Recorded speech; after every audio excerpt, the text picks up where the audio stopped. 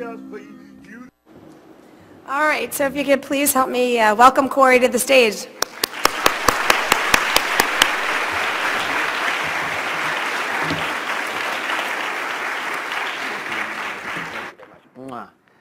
Hello, hello, welcome to the Big Easy. How y'all feeling?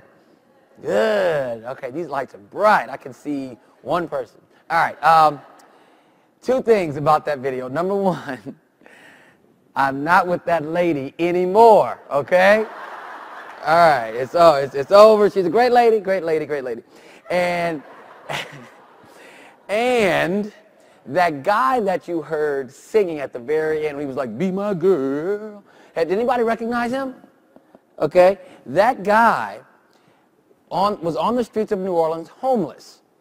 And he, about a year and a half ago, 2 years ago, joined up with these other homeless guys around the country because a guy heard him and loved his voice, a producer.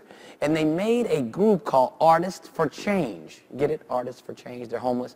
But anyway, they now tour the world. They've made 3 CDs. This guy's worth about $950,000 now. All right? From homeless to being having a net worth of $950, almost $1 million. They interview him all the time. But if you go to the French Quarter, he is still on that corner when he's not traveling. And you can hear him. And as a matter of fact, they were down there last night, and they were like, "The guy from the video, we see him, but he looks a lot cleaner." I'm like, "Yes, he does. A lot cleaner," okay? Now, that being said, welcome.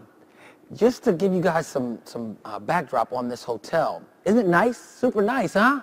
Super nice. For the people that work here, let's give it a round of applause for the people that work at the Hyatt. Because they opened this hotel about a week ago. It's been closed since Hurricane Katrina. Okay? People had a lot of problems in this city during Hurricane Katrina, and this hotel opened last week.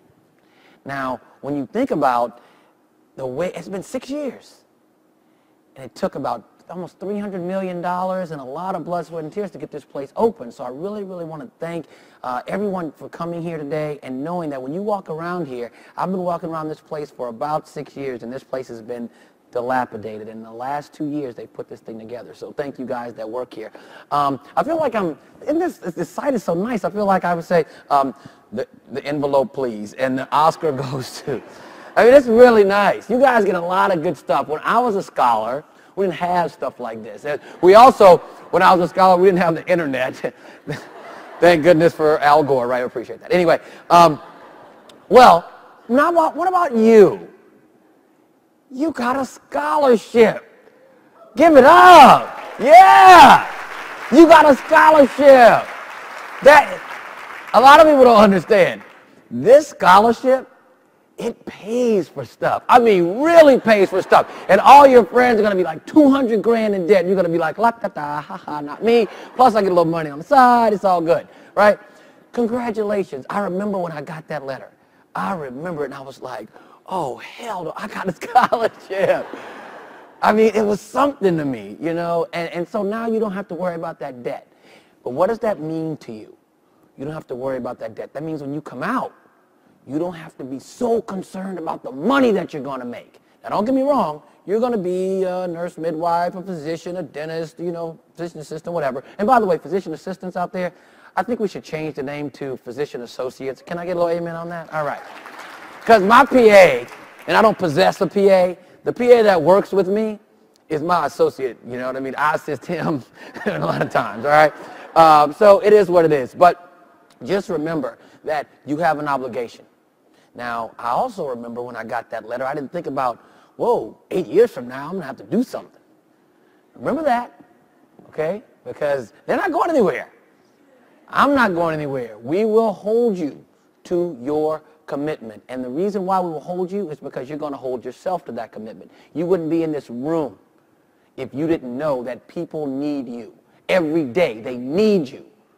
And when you go out there and do those things for the people that need you, then you will get your reward in money, in spirit, emotional, whatever. Okay, you'll have it. Now, Just a little about me before we get started. I wear bow ties, okay? I'm not a weirdo. I tie them myself. I like them. And the reason why I wear them is because as a pediatrician, as well as an ER doctor, okay, you know, kids would always pull on my ties and it would hurt my neck. And it was just too much, you know, pull on my ties. And then I work in the ER as well. So when I do, and I had wear long ties and I would do a lot of pelvic exams and the ties would get dirty, you know. All right, you're in New Orleans. You can get a little loose. Okay, that's a good joke. It's a good joke. That's a good joke. All right, that part's not true, actually. I've always worn bow ties, and I just think they set you apart. People remember you. So they remember you if you do something bad, but they remember if you do something good, too. And I don't wear socks. I just don't like them, okay? I worked at a store in Atlanta when I was in college at Morehouse called Socks Appeal. It sold nothing but socks, just socks. And socks till this day. I worked there for 5 years. They still chase me in my dreams. No feet, just socks, you know, just socks. And so I just don't like them. I figure I don't have to wear them, all right? And I have a lot of jobs. I have a lot of jobs. And I'm going to go through them, and I'm going to tell you what they are because I have to get them to write them down because I forget, all right? So I'm the chief medical editor of NBC here, and that's for the Gulf South area. And you said golf course. I'm on the golf course, too. I love that, all right? But for the Gulf Coast, it's pretty hard to say. And that's something that really means a lot to me. I had to work hard to get there, and I do a lot of stuff, a lot of outreach in the community with that. If you go, when this is over at 5 o'clock, or about 5:15, I'll be talking about flu shots and how everybody should get flu shots on television today, all right? I am on the Dr. Oz Show once every month, sometimes once every 2 months, and most of the time once every month. And I talk about the latest health studies in America and whether you should believe them or not. Okay, I do an analysis and talk about it. It's called The Pulse. Also, I do that for the Discovery Channel show, How Stuff Works. So I help produce that show and do all their fact checking. I'm on air with them as well as Dr. Oz and have a radio show. I'm the chief medical officer for the Recovery School District for the state of Louisiana. That means almost all the schools in New Orleans. That's about 85 to 90 schools, and then all the poorly performing schools throughout the state. All right, so I'm in charge of immunizations and making sure the kids get what they need as far as their IDEA funding and special education and that kind of thing. I'm also that same chief medical officer for Dillard University, which is a small black university in New Orleans, and that's about 1,500 students. I'm professor at Tulane University, so I teach pediatrics and medical students, and I'm a pediatrician. I practice 2 days a week, and I do an ER shift every other week. Now, that's a lot of stuff, right? A lot of stuff. Can you do that? Yep.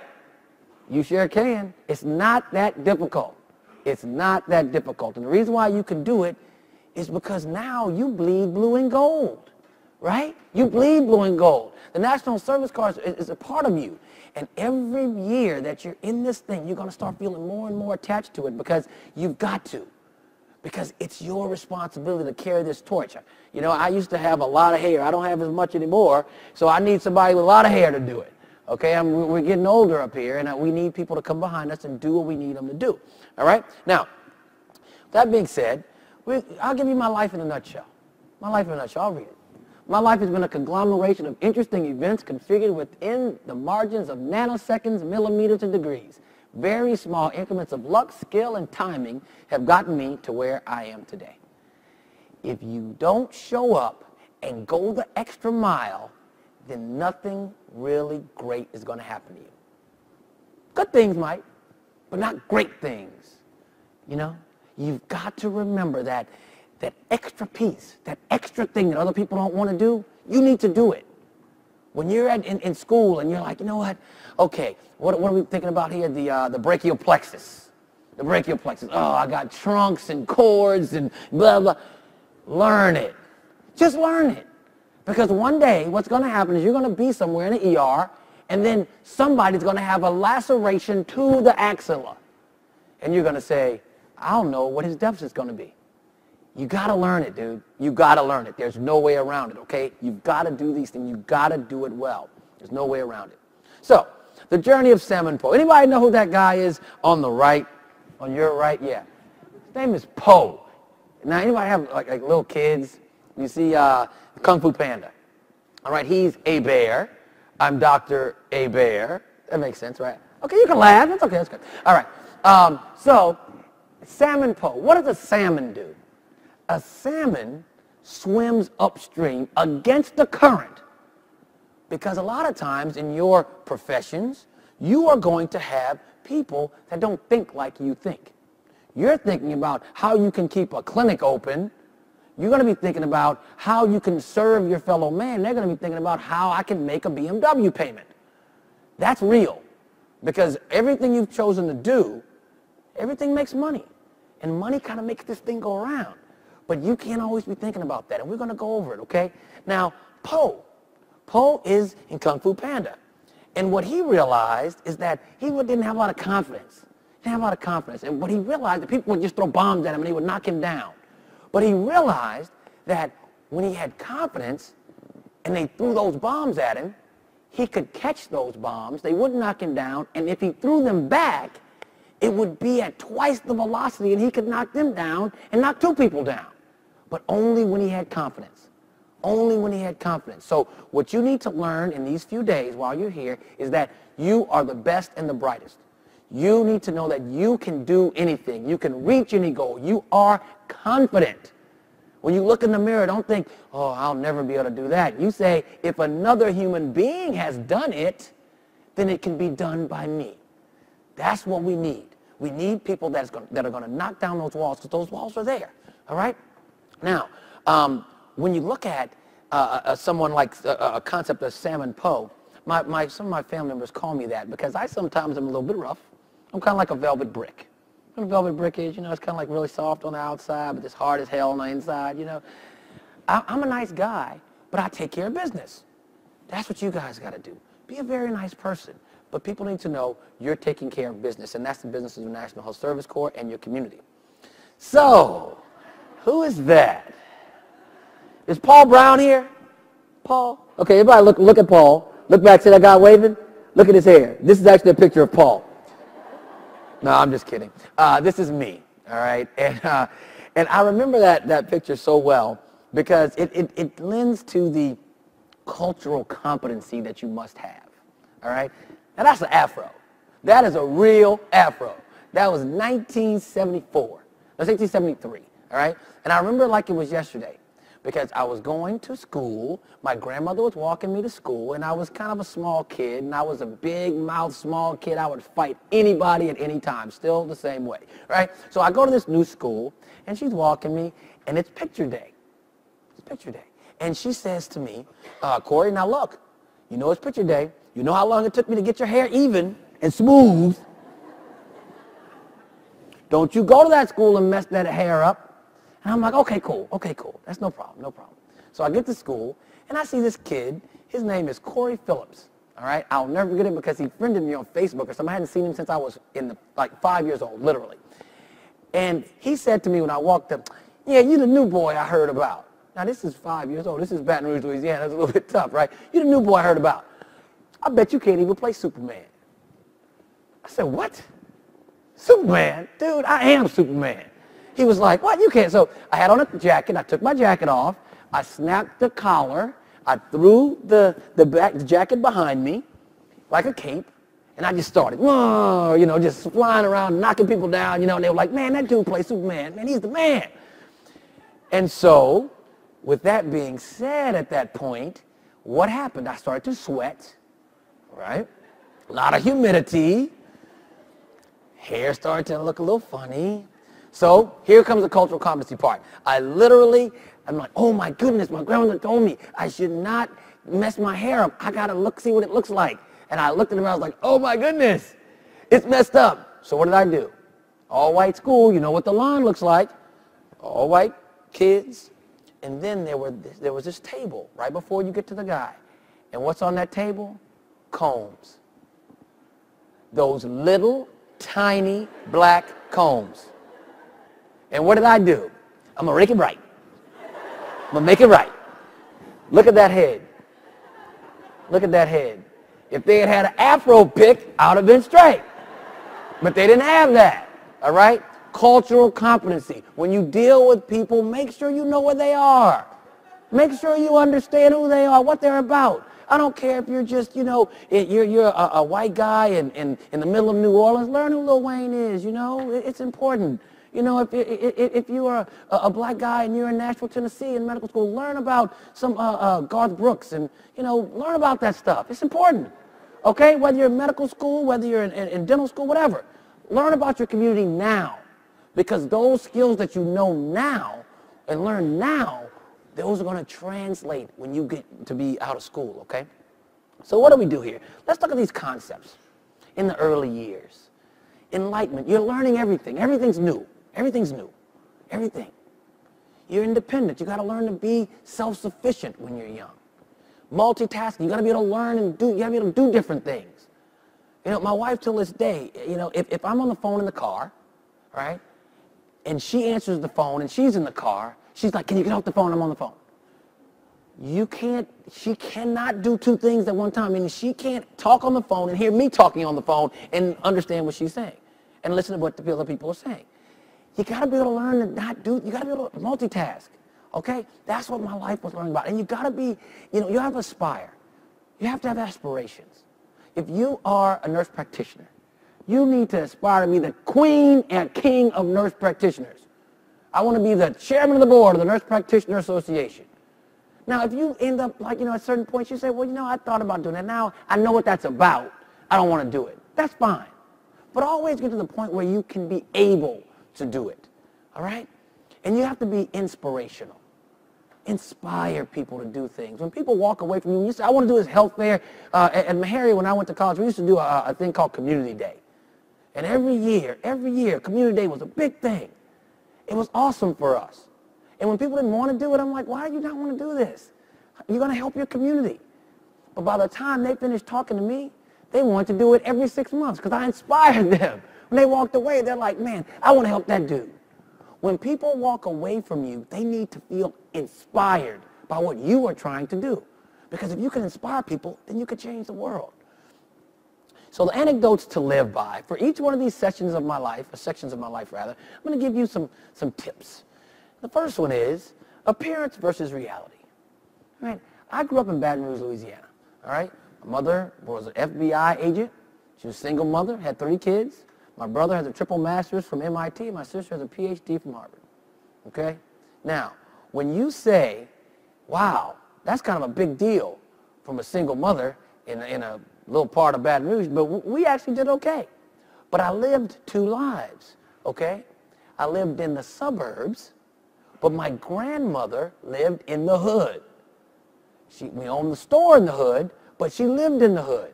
So my grandfather said, we're not going to move out of the hood because we're taking from the hood because we own the store. But I went to an all-white private school, so I would go to that school during the day, and then I would come to the hood in the afternoon, all right?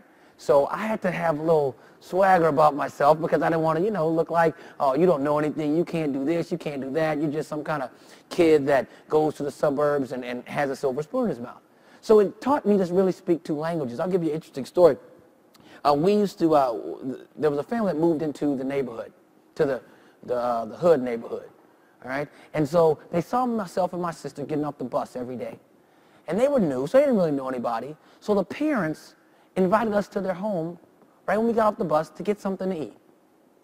And so we went and we were like, yeah, we'll eat. And, you know, so how y'all doing? Y'all new to the neighborhood?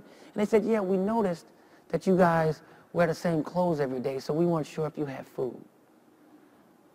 We wore uniforms to school, okay? They had no idea what uniforms were. They had no idea that they had schools where you had to wear uniforms, all right? So that's the kind of neighborhood it was. But we learned to deal in that situation, and those people became the best of friends because they were really shocked when we told them, wait, we own the store down there. They were like, really? You don't know. You don't have any idea of what else is cooking in someone else's pot. Always remember that, because when you are trying to devise who you're going to be, you've got to respect everyone.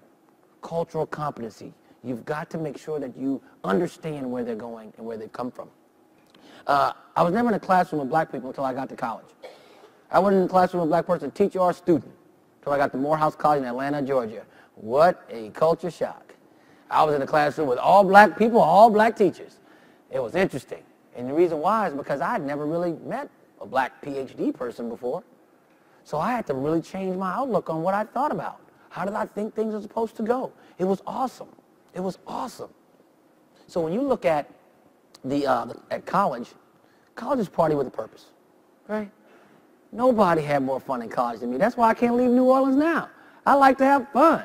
I'm a party person, right? But you had to remember that you had to do well in school. You can still have fun in your graduate schools right now, but you got to remember that you have to have a purpose. All right? Nobody wants, I don't want you coming to work for me at my clinic and all you can do is pipette. Why is that going to help me? Right? That doesn't help me. I need to be able to talk to people. I need you to be able to find out what's wrong with them. Get to them where they are. You know? I don't care. I don't care about the other stuff. All right? So, alkyl halide is all I remember. Anybody took organic chemistry in here? How many people liked it? How many people hated it? All right. Thank you. I couldn't stand it. I still don't remember how I got out of it, and the only word I remember is alkyl halide. I don't even know what the hell that means. I don't even know what that means.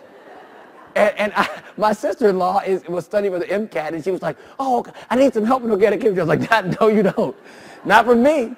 Okay, I don't know. But you're at a point now where you're getting to, I got to do this, I got to learn this, I got to understand this. You're learning that stuff for tests, but don't ever forget the human part of that. Don't ever forget that the reason why you're learning biochemistry is for enzyme. Enzymes. You got to know what enzymes do, because enzymes make a difference in your whole scavenger for superoxide radicals. Superoxide dismutase means a difference in whether you're going to have cancer or not. So those things make a difference, so it's the building blocks. It's the building blocks, because it's great when you know all this stuff, but you got to be able to relate it, okay? Now, it's really funny, Dr. Cook. Now, this guy, he was one of my teachers. He was a physiology teacher, and I didn't appreciate physiology until I got to pathology, and then I realized I couldn't learn pathology until I learned physiology. And I didn't really appreciate him in college, but he used to always say to us, and he was a big fella, and he'd say, and y'all making C's, and y'all want to be doctors. That's my worst nightmare in the world. I mess around and get in a car accident, land in the middle of Atlanta, Georgia, right in the middle of the street. And then I'll kind of wake up after I get hit and I'm bleeding, and I look up and see your ugly face as the doctor. I'd rather them take me to the morgue. That's what he used to say, all right? And so you're going to have teachers like that. You're going to have teachers that are going to really make it seem like they don't care about you, like they're trying to hurt you. They're not trying to hurt you. All they're trying to do is make you better. They're trying to make you take you to the next level, because you need to know this stuff. With the National Service Corps, some of you might go to New Orleans once you get your sight. Some of you might go to Chinle, Arizona, population 800. Some of you might go to an Indian reservation. Some of you might, you never know. But you are always going to be able to call on the knowledge that you've achieved in your brain, okay? The knowledge that you have really put in that cog, in that wheel in there, because you may be by yourself sometimes. Don't ever depend on tests to make diagnoses. You don't need a test. What did they do before they had tests? Just say, oh, well, I don't know, here's some medicine. No. You can't get a CT scan in Chinle, Arizona when you want one. You have to percuss the abdomen, okay? You have to percuss the abdomen, and you need to know what's going on. So it's important. Now, really quickly here, if you look at my ankles, I wear 2 bracelets, okay? 2 anklets. I put them on in 1991, and I've not taken them off. They've popped every now and then. I have to remake them, but I made them. And the reason why is because I was partying without a purpose a little bit too much when I was in college at the end, and I decided, you know what? I'm in the fraternity, Alpha Phi Alpha fraternity. Martin Luther King was in it. It's a big deal, and I was the king of it. I had the keg parties and blah, blah, blah, So it's Friday, and we had a keg party, and I had a test on Friday at 6 o'clock for my genetics final. And I said, you know what, I can, it was a springtime. I'm going to go ahead and set up everything for the keg party, and then I'll go back and study a little bit. And what happened? You know what happened. I go set up for the keg party. Some little girl was like, hey, how you doing? I was like, hey, how you doing? And I just hung out the whole time. And I looked at my watch, it was 5 o'clock. Okay, this is a problem, real problem, because I realized I might have had a beer. I was like, oh, no, man, this is bad. So I go take the test. Obviously, I do poorly. And my teacher says, if you get a D in this class, you really won't be able to go to medical school. And I was like, oh man, this is bad. This is really bad. And so I was on the train. It's a train called, the train is called MARTA, and I had a Walkman on, okay? Yes. It was gold with a Jordache symbol on it. I'm just joking. Yeah. And so I was sitting down before I got on the train, and this guy came up to me, and he was like the militant guy on campus in Morehouse. And he said, you know, what's wrong, doctor? You know, you're president of the SGA and doing all this other kind of stuff. Why are you sad? I've never seen you sad. I said, man, I really might have messed up, man. I wasn't paying attention, and I just let my partying get ahead of me, and I didn't do well on this test, and I may not be a doctor. And he said, what? You mean to tell me all the people, including your own ancestors, who have died so that you could even go to medical school, and you are concerned so much about a party that you got drunk before a test and didn't pass the test, and now you may not be a doctor? Are you crazy? I said, no, I didn't think about it like that. He said, you owe it to your community to do everything you have to do to get to that goal, because people are waiting on you where you came from. Just like all of you. Wherever you grew up, there are people waiting on you right now to go back. And I said, you know, it's a good point. It's a good point. So I was riding, and there was a song in my mind that said, the chains bind my feet, but they can't bind my soul, which is free to love and to choose. And I thought about that, and I said, the chains bind my feet. What can I do? So I made these bracelets and put them on to remind myself always, and every time I'm somewhere, even y'all might see me out in New Orleans tonight, and I go like this, and I see that, oh man, I gotta go. All right, I gotta go do something good, because it reminds me. So whatever you guys need to remind yourselves that you have to do the best that you need to do to take care of your family, to take care of your population, to take care of your community, do it. I don't care if you have to put a picture. If you like cars, put a picture of a Lamborghini on the wall. If that'll make you feel like, okay, when I get to where I need to be, I can buy that. Whatever you need to do, okay? Because it's not about people saying, well, why didn't you just put you're a pediatrician, you have a baby on the wall so that you could, get through it so you could take care of the babies. I knew I was going to take care of the babies, but I needed something to get me, my mind right so I can get to that point. Whatever that means to you. It's called a dream board, and take a couple of pictures. Put them on the wall, things that you aspire to. So whenever you walk into that room, you see those things, and you say, that's what I aspire to, whatever that means for you. So a constant reminder to strive and excel is what this is, and that's what I want you guys to have. Dream board, bracelets, whatever you want, all right? Now, the goals you should have met before you leave this area in your life: mastery of study skills. You got to know stuff, dude. You got to know it. There's no way around it. You got to be able to focus. You have to have laser-like focus. You have to be able to know what's important, what's not important. You have to develop career. You have to know what you have to do to be a professional, and understand that you got into your professional school now, you're there, but what are you going to do when you get out? You got to start looking at your career. Learn how to really work a room. Learn how to get into, make some connections, because you can't just be an island in the National Service Corps, because you need your community for resources. So you've got to know how to work a room. Time management. You got to time manage all the time. Party, study, life, family. You have to be able to figure out what's important, when it's important, and to be able to balance it all so that you can have a happy life. And you got to be aggressive. No one is going to be knocking on your door. Here, I have $1 million. You want it? Publishers Clearinghouse is a scam. I don't care what anybody says. I've never known anybody that got it. But anyway, nobody's knocking the door down for you. You have to knock doors down. You do. All right?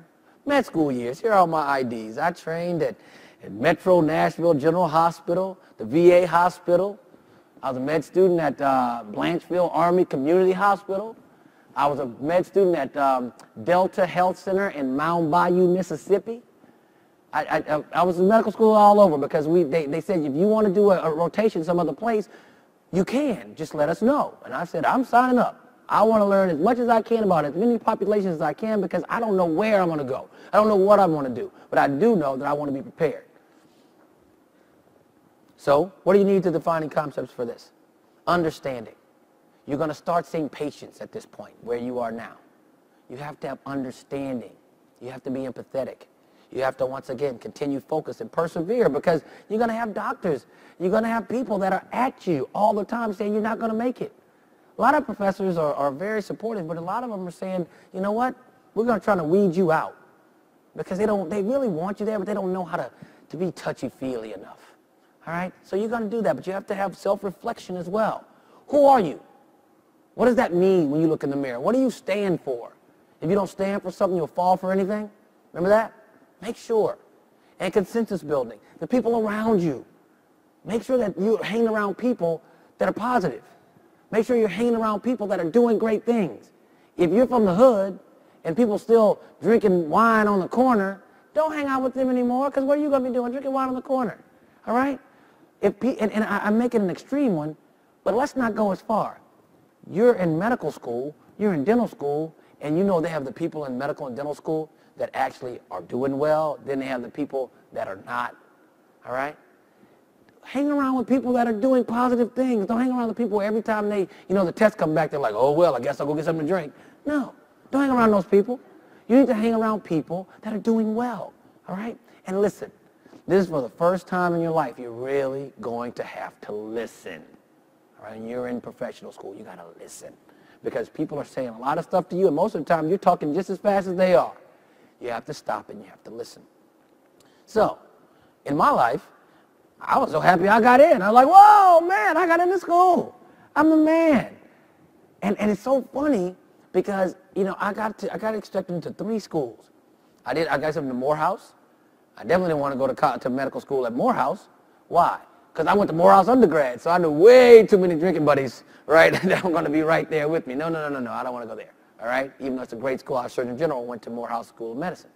And I didn't want to go far away from my hub, which is the South, and I got into Ohio State. So I was like, I want to go to Meharry. I want to go to Meharry. And it's the first time I ever listened to anybody in my entire life. I never really listened to people. I was more like you do what I say. If you don't like it my way, then you go some other place. But I had to realize I won't get far like that. I have to listen to people. I have to learn things, because if I don't learn what I'm supposed to learn, I won't be able to help people in real life. If you just want to get through organic chemistry and don't really want to learn it, you're not going to hurt anybody. But if you want to get through pharmacology and you don't know the drugs that you need to learn and why they work, you can really hurt somebody. So I said, you know what? I need to listen. And I did. And I never had a mentor. Because when you have a mentor, what do you have to do when you have a mentor? You have to listen. That's hard to do for some people. You have to say, whatever you say, sir, I'm going to listen to, and I'm really going to think about it. I never had that before. I had to get a mentor, and I got one. Okay? Dr. Maupin, John Maupin, is the president of Morehouse School of Medicine right now. He was president of Meharry when I was there. He asked me, Corey, what do you want to be? What do you want to do? And I said, well, I want to be president of the American Medical Association. He said, okay, that's great. So how are you going to make money? The president of the American Medical Association doesn't make money? No. I was like, really? No. That's something that you do on your, you just do that as your service. That's a service organization, That's just something that you do. You get your expenses paid for, but you don't make any money. I was like, really? Okay, I got to rethink this. I got to figure out what I want to do, because I want to still do that. But how do I want to be remembered? What is my legacy? What do I want people to, when I walk off this earth, I want people to say, it meant something for me to be there. So I said, I got to do some other things. I got to help some people. I don't need all the titles. I just want to help people. Then when you start helping people and do those right things, then the titles come. Because everybody wants you to be in charge of it. Because you have the right attitude. I had to set goals. Make sure you set goals, folks. Always set your goals. And I want you to set goals. 1 month, 6 month, 1 year, 5 year, 10 year, and lifetime. And I want you to don't do it on your little BlackBerry, because I'm a BlackBerry person too, okay? Do it with a pen. Get a nice pen. And get some really nice linen paper. And put that down there. Put that pen to paper. It's magic. And write that down and put that on your refrigerator. And see those goals every day. Because when you see those things, it's reinforced for you. And do a personal assessment of yourself. Understand who you are and how you operate.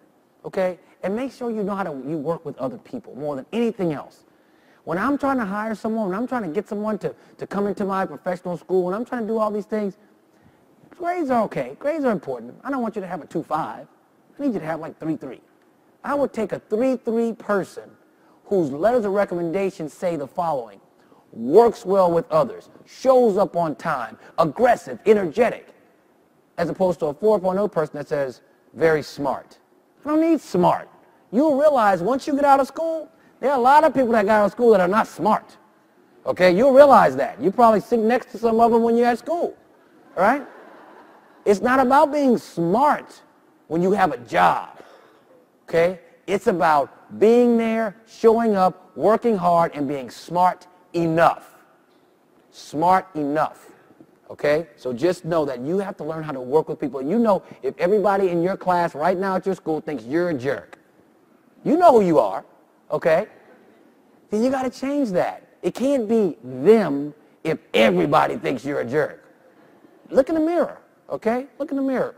And work on your interpersonal relationship skills. Work on them. And delegate authority. You got to learn how to be a leader too. And listen to your patients. It's very important, okay? Now, the reality check here and goal setting, those things are very important. But when you look at the goals of this conference, all these things come into play. They come into play. You have to learn about program requirements. Help prepare yourself for future decisions, like getting the job or the site. You have to receive practical resources. They have things here for you, so please don't just go to the French Quarter, okay? And as an aside, it's very important. If you go out and you stab somebody while you're here, you may or may not get arrested, okay? But if you go in the French Quarter and you urinate in the streets, you will get arrested, okay? I promise you. And we don't have a lot of court on the weekend, so if you pee in the streets and then you get arrested, because we arrest people for that, even though if you walk in the French Quarter, you will think that we don't arrest people for that, then you have to stay in jail till Monday, okay? So just remember, don't pee in the streets while you're here, right? All right. But there are a lot of things. I don't want you to be out in the French Quarter. I know New Orleans is a great place, but I need you to be in this conference so that you can learn stuff, okay? Understand what you should be doing now. Find out and get a secure job later. You'll learn all that stuff. Connect with other scholars. You will learn how to write a resume. Go to all those sessions because this is a very important time, okay? And you connect with other scholars. I said that. And who are you really? Who are you really? Are you the person that's going to be the jerk of the class? Or are you going to be the person that everybody's going to be looking up to saying, you know what, that guy or that lady, she's delivering babies. She's really delivered a lot of babies, and she's a nurse midwife, and she is out there fighting the good fight and making sure that all these young ladies learn about what HPV is and learning about prenatal care. Who are you going to be? Who are you going to be? It's important. Also, be a doer, okay? Learning things is important, but I have a very interesting situation. You got to get your white coat dirty, folks. All right, I'll never forget. Well, I was in my first day of third year, so that's my clinicals. And my first day, I'm trying to be a very well-dressed gentleman. So my coat's all starched, and I walk up, and I knew everything. I knew all the stuff I needed to know. All right, because in the second 2 years of medical school, that's when I realized, wait a minute, I like medical school because I'm going to learn right now in these second 2 years what I really need to know. All right, so I get there. And this doctor, he was from Jamaica, I'll never forget it, and he was like, I have a horrible Jamaican accent, so, Dr. Hebert, why don't you go over there and show me the acid-base status, of that patient. Here's the printout. I'm like, okay, so I get the paper, and I look, and it's like a pH of 7.38, and, it had a PCO2 of this, and blah, blah, blah. And I said, oh, that's mixed respiratory alkalosis, metabolic acidosis. And he said, very good. That's very, very good. And that was a hard one. And the lady was, on a vent. We were in pulmonary, so we were in the ICU. And the lady was on a vent that I read this blood gas for. And he said, wait a minute, I hear her. You hear her? And I said, yeah. And she was kind of choking. And she was on a vent, so he said, why don't you go over there and suction her out? So I said, okay, now I didn't know how to do that because there's a lot of technical things going on. I've never been in there before. So I walk over there and I look at her and she's gagging and I'm like, so I start and I'm like, you know what? I could kill this woman if I don't know what I'm doing. So I go back and I'm like, I don't know how to do that. And he said, you know what? You know a lot of stuff. But he took my jacket and he did like this. He said, but your lab coat's a little too white. It needs to get dirty. And I will never forget that because you need to be a doer. Whatever is done in your clinic, wherever you are, whatever is done in your clinical rotations, Anybody that can do it at your level, you need to be the person that can do it.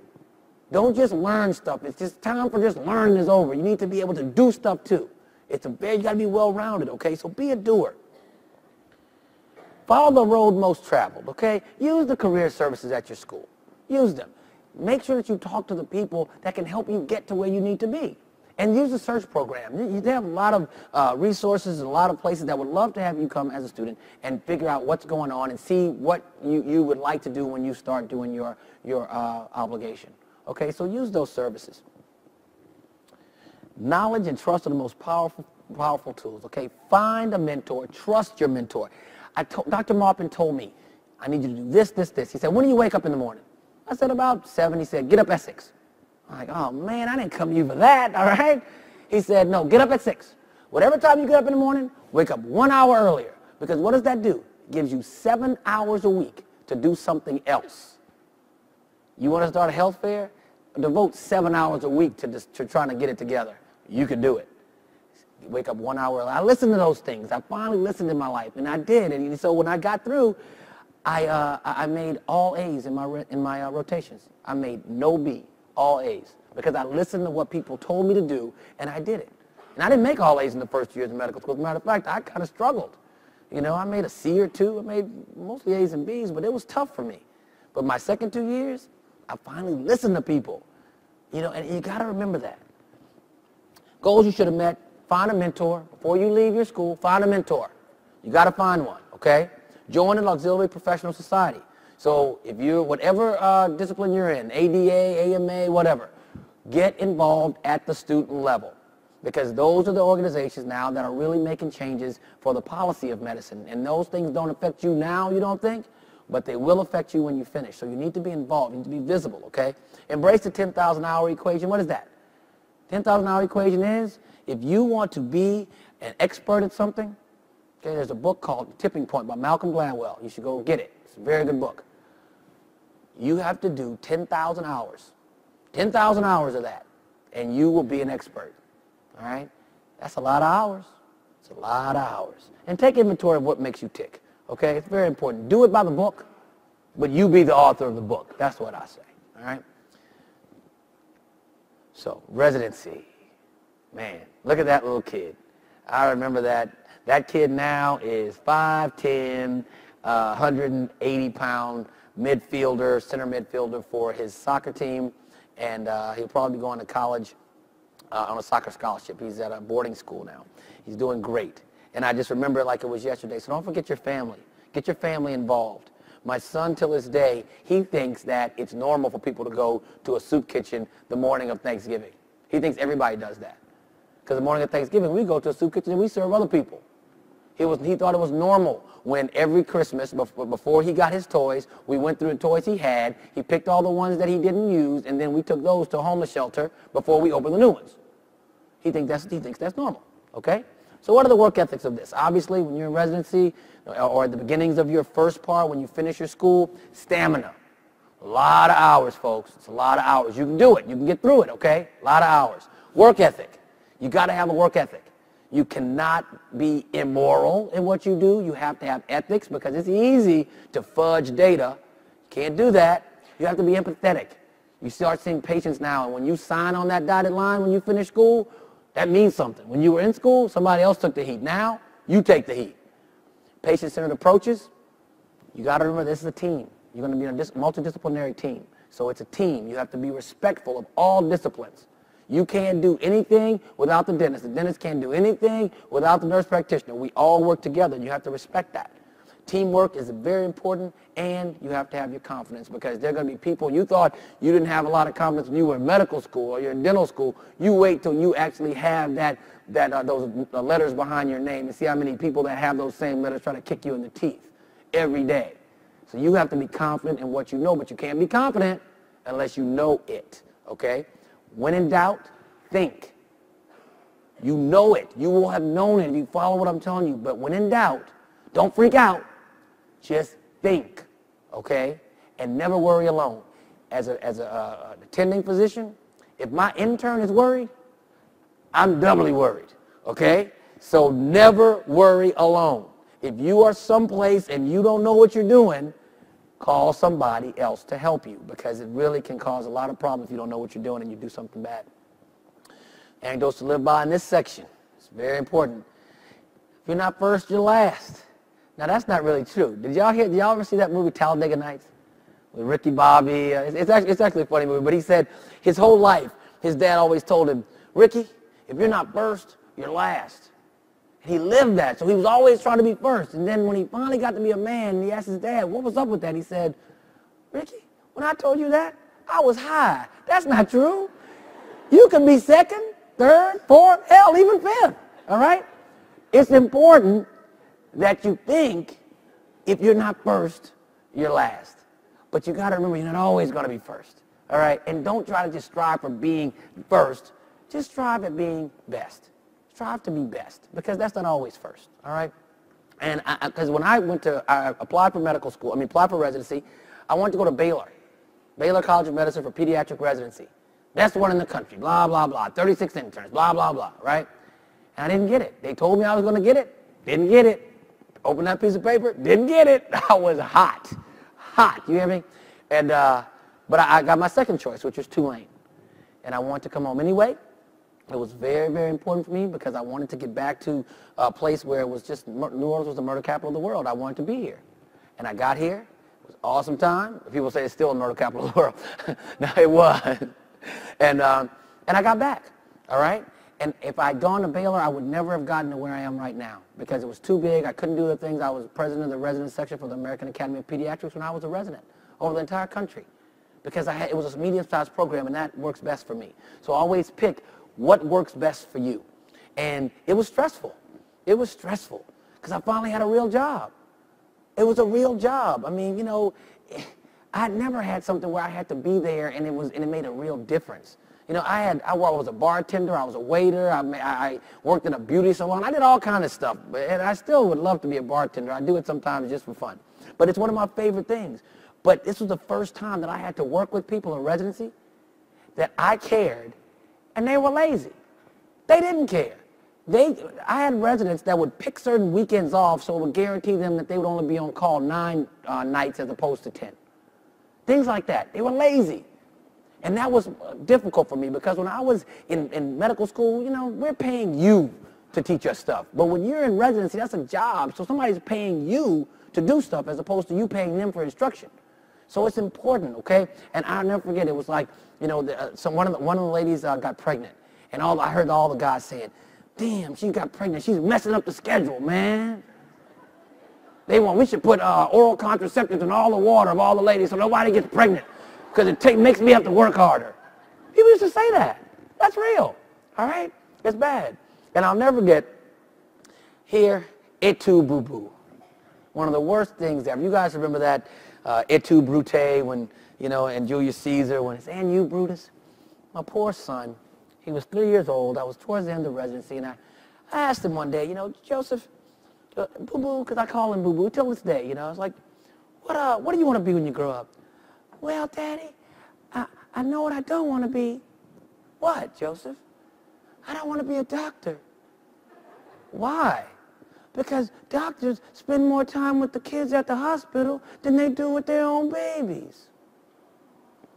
Et tu, boo-boo, you know. Come on. I mean, you know, but one of the doctors that is a scholar, I'm going to have to take one of his lines because he said that, I mean, I missed a very few of Joseph's things throughout his entire life because I made family important. But it teaches my son that not everything is about him. Sometimes I had to go to the hospital and take care of a kid who didn't have a dad, who didn't have a mom. And it taught him that there are other things that go on in life besides the things you want at that time. And that's something that nothing else can teach him. I was the first ever African-American chief resident at Tulane. They haven't had one before, and they never had one since. I don't know if that meant I was good or bad. But the reality is I did it, and I said that perfection was not an option. You know, that's hard. That's a hard thing to put on yourself. Perfection is not an option. You have to be perfectionist. But just strive for that. Nobody's perfect, okay? Nobody's perfect. Just strive for it. Pass your boards. These are goals you should have met when you finish residency. Pass your boards. Study as if your life depends on it, because it does. You can't go forward, dude. Can't go forward unless you pass your boards. You've got to pass them. Study for them like your life depends on it. Learn to take control of stressful situations, including your own. Including your own. Because you know this is very stressful, and you know if you snap at people all the time, when you're all stressed out. Nobody wants to have you snapping at them, okay? You need to learn how to manage your stress. Get some therapy if you need it. Take your medicine. You know if you need your Prozac, take it, okay? Don't say, oh, I don't need that. Yes, you do. Take it, okay? Don't just snap on people and expect them to be okay about it, all right? You have to, and take advantage of the small group sessions here. They have interconnectivity groups, mapping the journey groups, roundtable sites. We're going to be having so many people answering questions here, so take advantage of those things, okay? Also, evaluate the 10,000 hours equation at this point. You finished residency. Did you put in your 10,000 hours? You finished your first 2 years of you being a nurse practitioner. You finished your first 2 years of being a nurse midwife. Did you actually get to the 10,000 hour mark? Because that's something you should strive for as well. You got to put your time in. There's no way around it. NHSC service. Now, we're not going to spend a lot of time on this because this is a long way from you guys, but I want to put it in there because if you look at me, you see that guy on the left, that's never my face. Like, man, this was my first day of service in the National Health Service Corps, and I was scared to death because it was the first time ever that I had to really do something when I had nobody to look after me. I wasn't a resident anymore. I was real. But National Service Corps made it possible for me to be standing here in front of you today. It made it possible. I was in all types of community outreach programs, and I was appointed to all kinds of positions. And I got a chance to go to Puerto Rico and play golf with some people who I just happened to meet while doing an outreach program while with the National Service Corps. It's very awesome. But I will tell you, that guy on the left there, I was mad, very mad, because I was disillusioned. Because now I'm at a point where everybody should be like me. I'm finally with my touchy-feely people. Everybody's trying to help. Not so much, okay? Determined. You got to be determined. You have to collaborate with other institutions. You can no longer be an island, especially when people's lives are depending on it and their budgets to meet. Okay, when you get to your sites, their budgets. Tenacity. You got to be tough and you got to be vocal. All right. You have to start at the top, then work your way up. Okay. You don't start midway. Start at the top. Work your way up. All right. My CEO of my clinic, when I first started, she was the meanest lady I ever met in my entire life. And I promise you, and that was many years ago, and I still will see someone in this city and say, do you know such and such? And they're like, oh, yeah, she's the meanest lady I ever met. I never met one person that liked her in my entire life. Never. Isn't that horrible? Anyway, I learned to get along with her and got a lot of stuff done because you catch more bees with honey than you do with vinegar, right? You got to get things done. And you could take that to wherever you are now. You know there are people that nobody likes, right, that are at higher levels. You have to learn how to work with them. And speak up. The squeaky wheel gets the grease.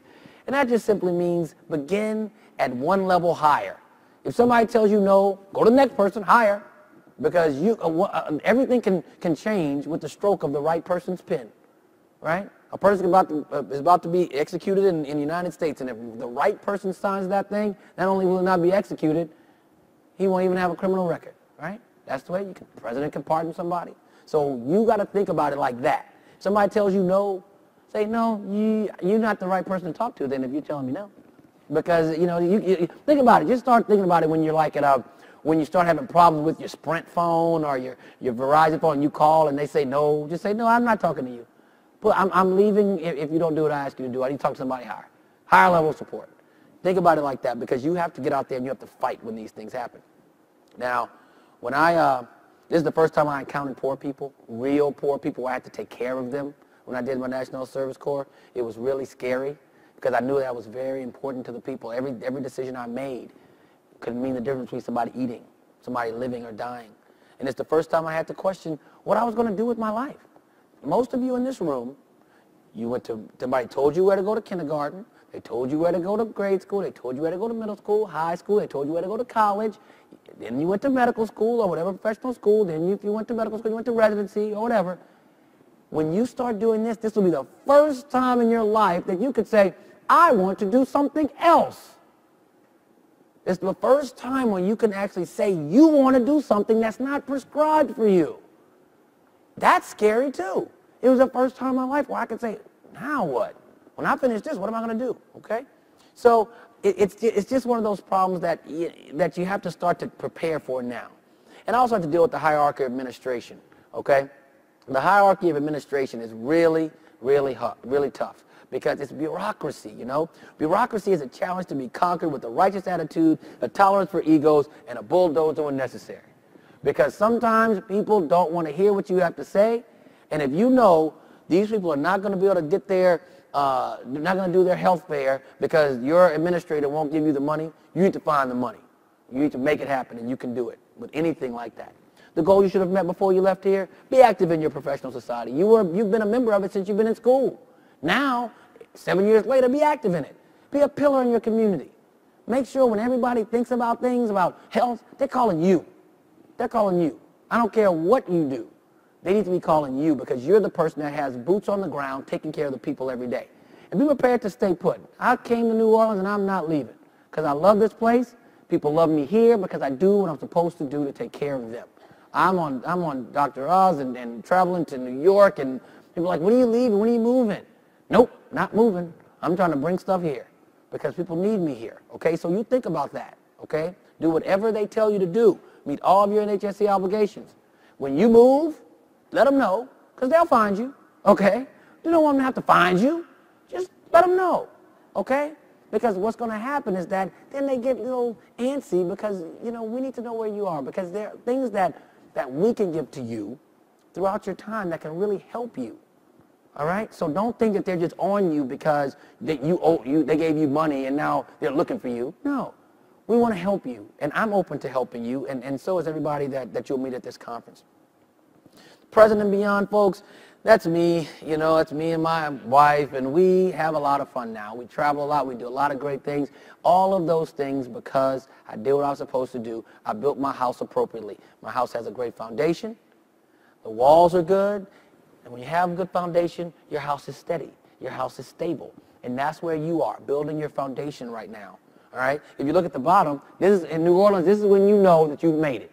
When you have a float with your head on it. That's me. And it was so weird. During Mardi Gras, it's a night parade, and it's Muses is the name of the parade, and it's the most popular night parade in the city of New Orleans.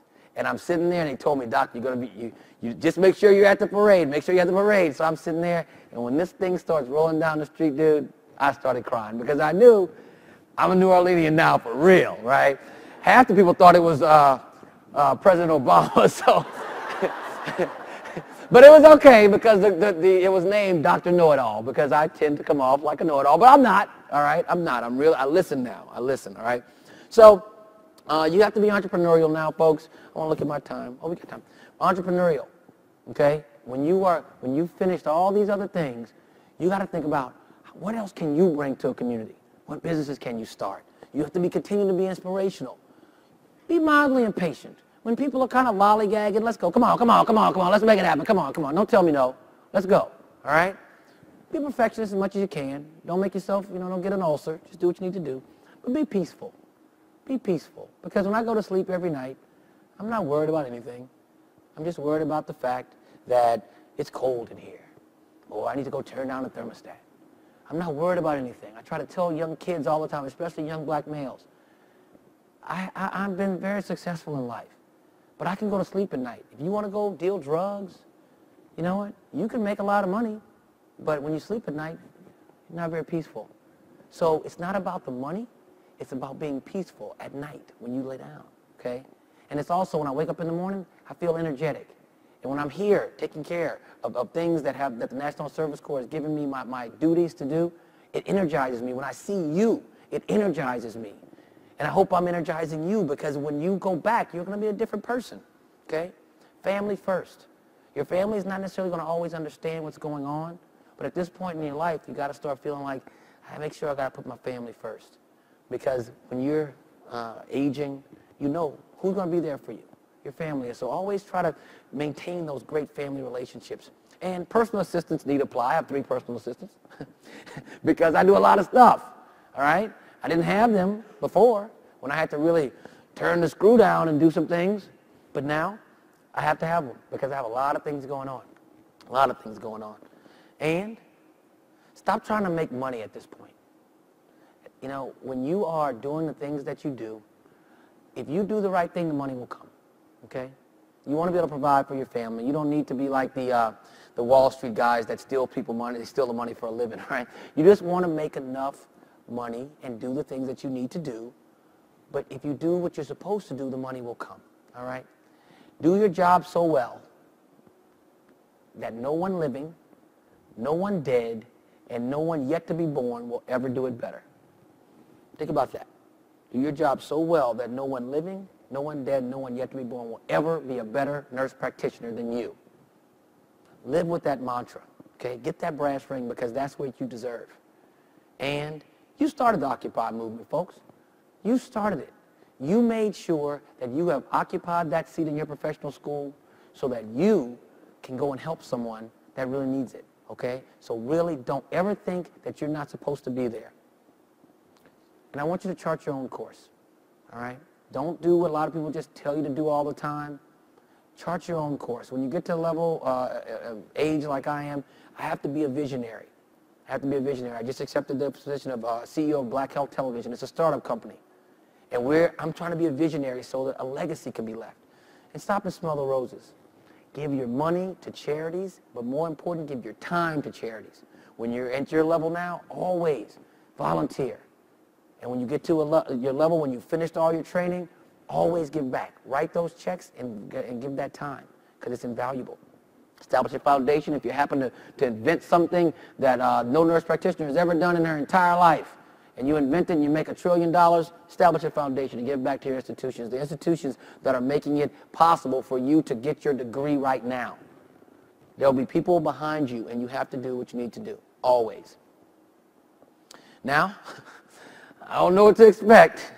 I don't know where my life will take me, but it's been a great ride. I ride motorcycles, and this was not a staged picture. These two bikers, I was at this little pit stop or whatever, and these two bikers came up to me and they said, "Hey, little fella, we like that motorcycle. Can we have it?"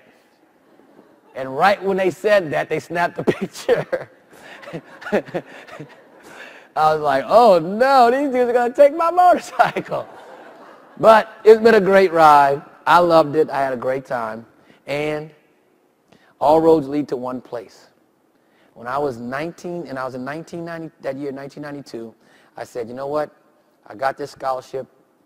I don't know where it's going to take me. And somebody mentioned to me, you know, you'll be on the right road. And I thought about it, and I said, you know, all roads lead to one place. The place that was meant for you when you started on your journey. And you know what that is? Right here. You were meant to be here. It's by no coincidence.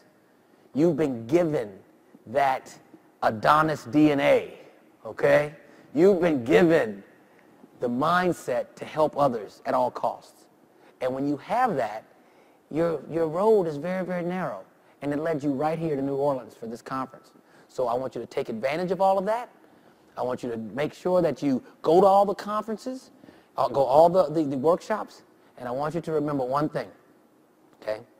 Don't urinate in the streets, all right? Thank you very much. I appreciate your time.